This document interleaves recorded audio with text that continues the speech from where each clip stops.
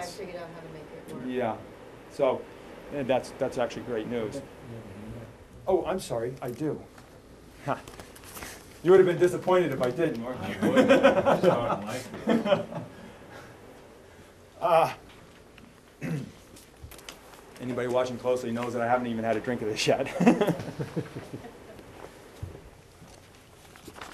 On this map, the green is phase 1.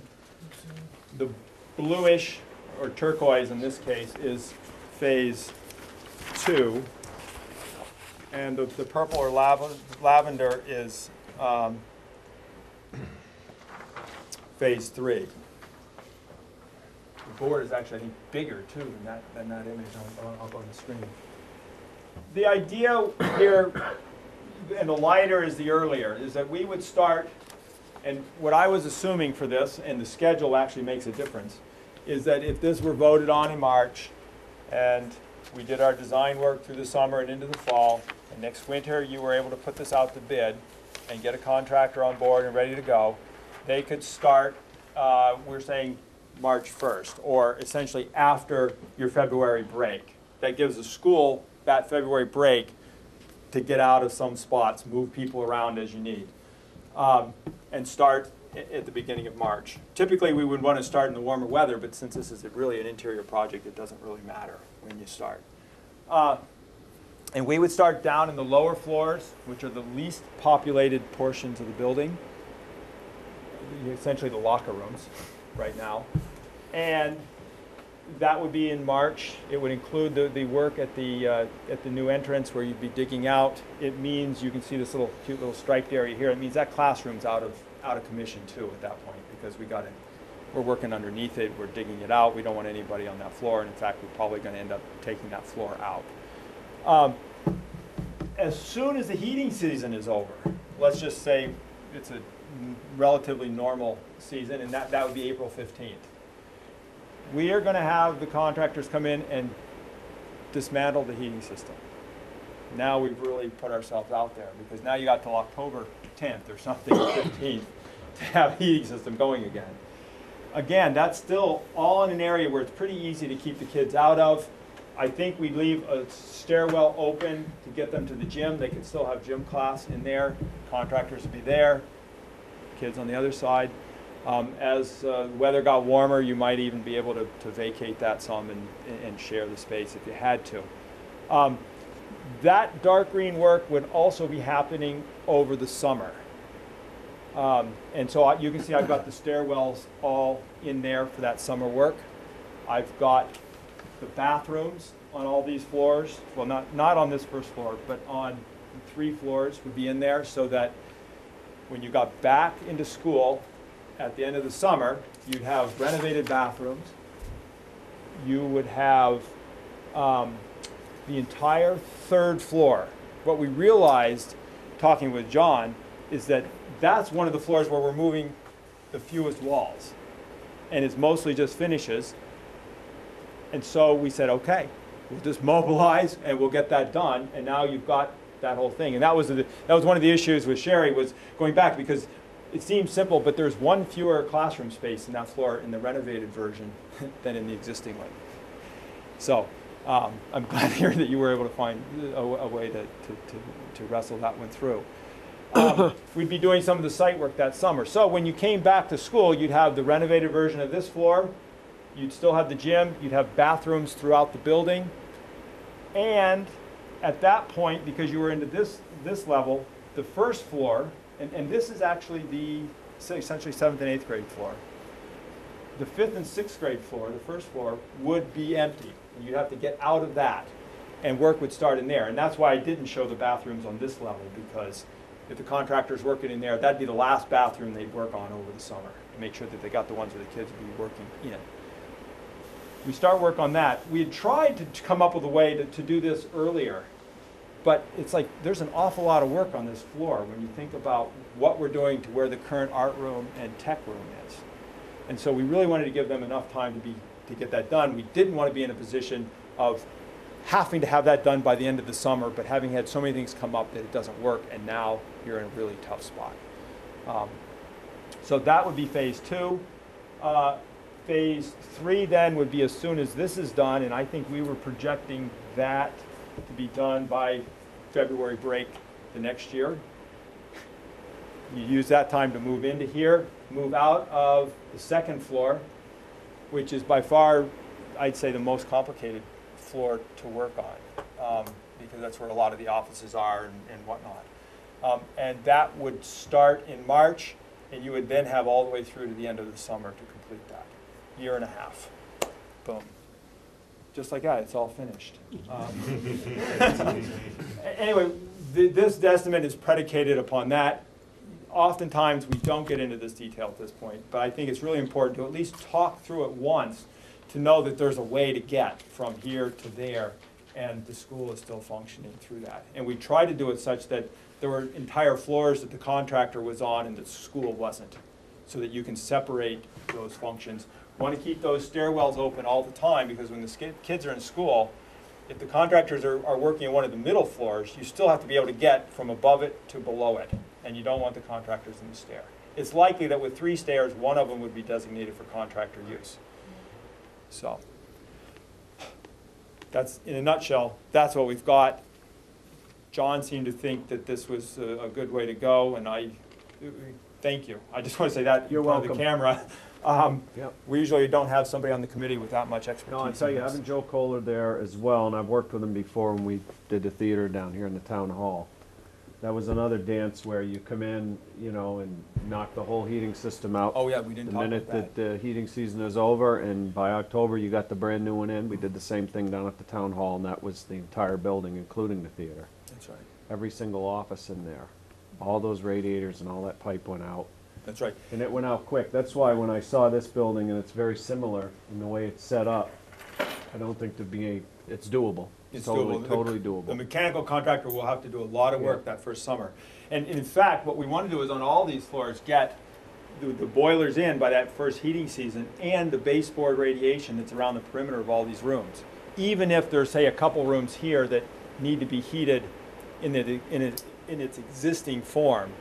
And then when the renovations happen, you have to take a little bit of the baseboard radiation out and reconfigure it. That's a really small cost here.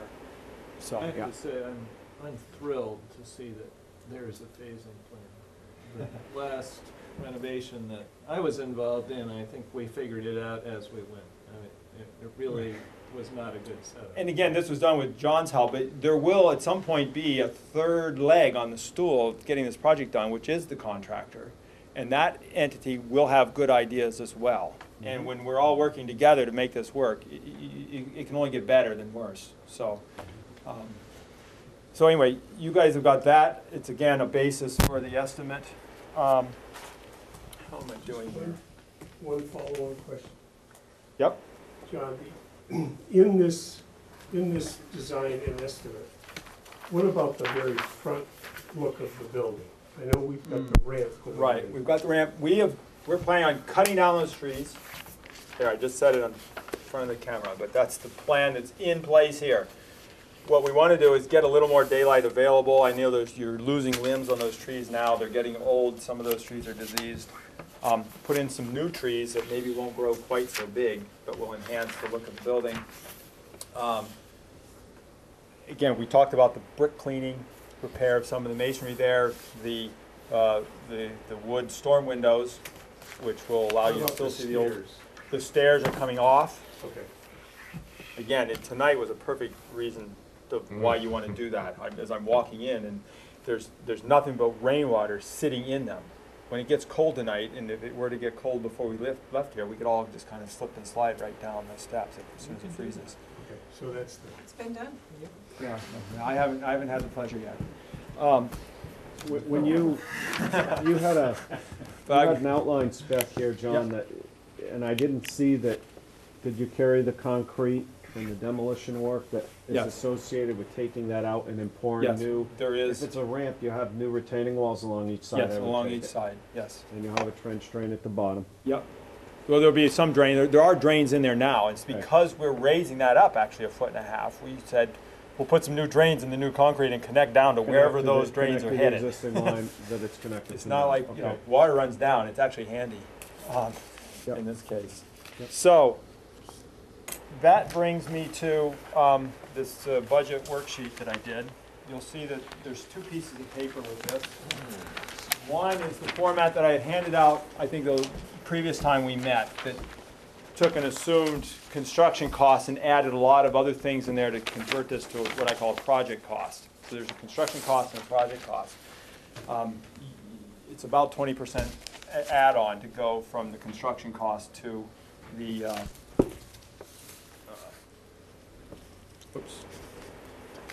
to the project cost. Here's the worksheet that's up on the wall now that's coming around. You can see that the cost estimate from the cost estimator is just over $8 million, which was less than what I had scared you with the last time, now that we know a little more. And I've attached in the back the cover sheet that kind of goes through some of those same divisions that my outline spec included. That's that one there. Please note the yellow that says by owner on a lot of things. Actually, most of those things are the things that are in this project budget worksheet here, contingency and asbestos removal and things like that. But so again, to go right down through this, because this is really the meat of the thing. Hopefully I've indicated to you that I've defined a relatively specific scope of work. The cost estimator has put together a detailed estimate that, this is the cover sheet, but there's another, 16 pages of line-by-line stuff that are behind that. So he didn't just say, okay, here's this and doors or that and whatnot, but he counted doors and he put a cost for each door and a cost to install it and whatnot. So once you have that becomes the top line of this document.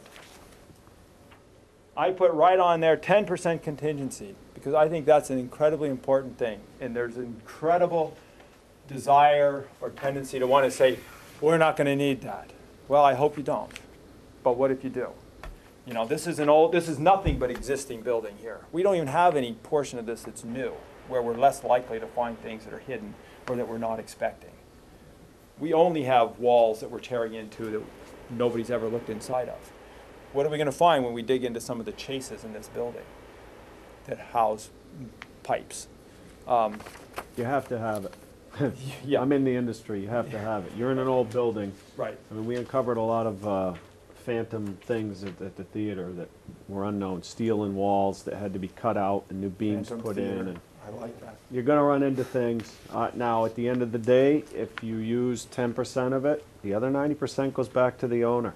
Or you it don't doesn't borrow get it, bonded, or it doesn't or. get borrowed. So we should get Geraldo Rivera when we're taking down a wall. Well, You never know what you'll again, find. there's two, I like to say there's Old two building. reasons to have this contingency.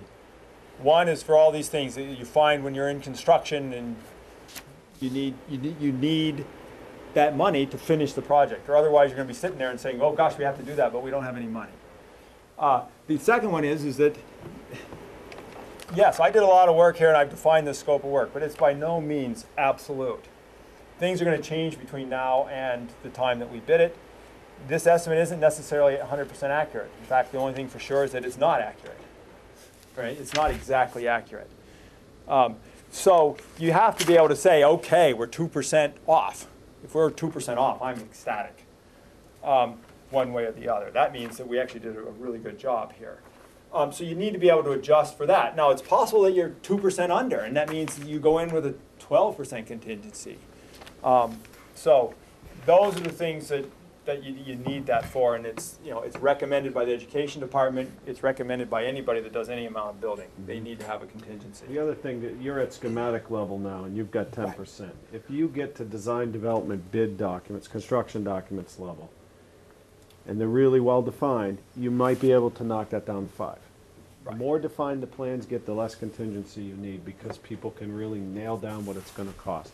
But you need something, because you're going to open up walls and unforeseen things. Yeah, and if we move ahead at Plumbing, the end of drains. design development, we'll have a bigger set of drawings, a more specific specification. We'll go back to the You same might be able cost to narrow that estimator down. and have him do the estimate again, and we'll make sure we're on budget. And if if costs have gone up and we're, you know, we're getting